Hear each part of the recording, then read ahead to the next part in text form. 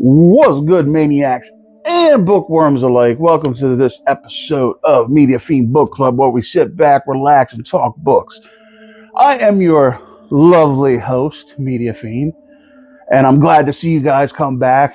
And without further ado, let's dive into this episode's book, shall we? Now, this episode's book is special in a way to me because I enjoy the franchise, the games franchise. A couple of the movies were good. Some of the movies weren't. And, well, they only made,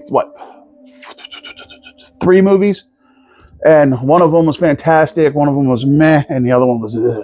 But anyways, I was a fan of the games. Now, part 2 of the game was one of the best video games, in my opinion, ever made.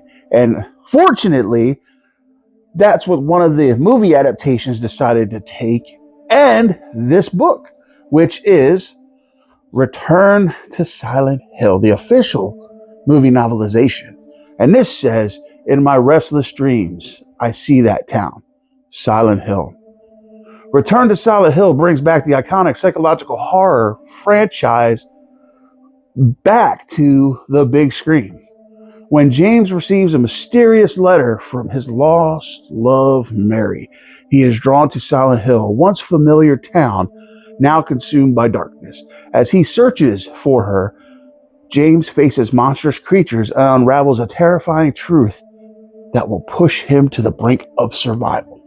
So, what does your boy got to say about the book? Well, okay, like I said, the game part 2, which this book and the movie were loosely based off of, was one of the best games ever made. The adaptation took its liberties. The movie adaptation took its liberties and kind of was not that good. You know, they took the characters, they created their own story, and it was just weird. It was a cash grab. I feel like that's what it was. You know what I mean? Because they fed off the nostalgia of everybody who enjoyed the game. They used the characters that everybody loved from the game. So, with that being said, this is not a movie review. This is a book review. The book, on the other hand, took that but added elements of the game to kind of make it a little better than the movie. Like, there's parts in the book that are reminiscent of the game, but then it turns and becomes the movie novelization. So what I mean by that is, like, there's parts in the book where it's almost like I'm reading the game. Like, there's scenes in it where I'm like, it happens in the game. But then the author twists it and turns it into the movie adaptation, which it worked in some aspects, in some aspects it didn't. Like, the boss fights in the game are some of the most memorable boss fights in gaming history. In the book, they're so watered down that it takes away from the, you know what I mean? Like, in the movie and the book, there's this entity called Abstract Daddy, which in the game, he is one of the grossest, most despicable, hardest boss fights you come across. In the movie, he's disgusting and he's despicable, but, like, there's really no fight, you know? And the way they do it, it's just like, why? You know what I mean? Like, why? And the scene with Pyramid Head, you know, Pyramid Head is one of the scariest bosses ever made. We all know that. Silent Hill fans alike would know that. In the book, the route they went with it was not... They went the route with the movie. So it was like, I just couldn't get behind that, because the story that was told in the game and the story that was told in the movie were completely like night and day. And of course, the game was better. One of the characters they totally underutilized in this book. Totally. And that was Eddie. He played a big role in the game. In the book, he was more like a back burner character. Maria, she was okay in this. She was kind of a back burner character as well. The story between James and Mary I liked the story, but I wanted to see more of the game adaptation. I'm not, like I said, it wasn't bad. The book was better than the movie, and the movie wasn't horrible. I'm just saying, I'm just telling you what I would like to see. That was my opinion.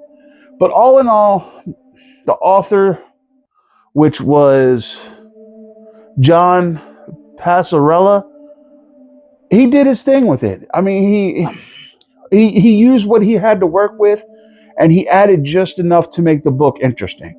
I'm not gonna lie though, it did take a little bit to get into this. I almost DNF'd it, to be honest. To be 100% honest with you, I almost DNF'd this because it was there was points where it was dragging, and I'm just like, man, I need to get through this. So I just had to power through it. But once I powered through it, I actually enjoyed the read, and it was a fun read. So I recommend it if you like psychological horror, psychological thrillers with a little bit of a twist. Um, if you're getting this to get the game, you're not going to get that. But if you're getting this for just a psychological horror thriller, I think you'll enjoy it. Now, the score, I'm going to have to give it a 3.75. It wasn't good enough to be a 4, but I've read a lot worse than this. So, like I said, 3.75. If you like psychological horrors, I recommend you pick it up. If you don't, might not be your cup of tea. But, yep, Return to Silent Hill. Not a bad book. Read better. Definitely read worse. So, check it out if you want, like I said. Now, the next book, I had to do this because I was like, you know what? I read a Silent Hill. So let me go ahead and grab something that I really enjoy from a game franchise that I really, really enjoy. And that is Resident Evil Volume 1, The Umbrella Conspiracy. So this is a novel series from S.D. Perry, and it's based on the video game. And it says, enter the world of survival horror. When Raccoon City, a remote mountain community, is suddenly besieged by a rash of grisly murders, bizarre reports start to spread, describing attacks from vicious creatures, some human, some not. At the center of these deaths is a dark, secluded mansion belonging to the mysterious Umbrella Corporations. Led by Albert Wesker, the Special Tactics and Rescue Services stars are deployed to investigate the horror. But what unfolds as the team penetrates the mansion's long locked doors is terror beyond their worst nightmares. Now that's what I'm talking about. That sounds like a book I could dive into. So we're going to definitely dive into this one next, and that's Resident Evil Volume 1, The Umbrella Conspiracy. So looking forward to reading that and getting to you with the review of that. And it's not a big book. This one is 280 pages, so it's not huge. Silent Hill, on the other hand, that one was 299 pages. Some of them were 299 long pages. So, yeah.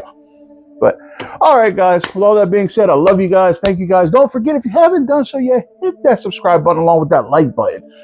It may not mean much to you, but it does a lot for me. It gets your boy out there. It opens the world up to Media Fiend Book Club and talking books and just the beauty of it. So, all right, guys. With all that being said, I love you guys. Thank you, guys. Until we meet again, this is your boy Media Fiend saying, as always, grab a good book, relax, and be chill. I love you guys. We out. Peace.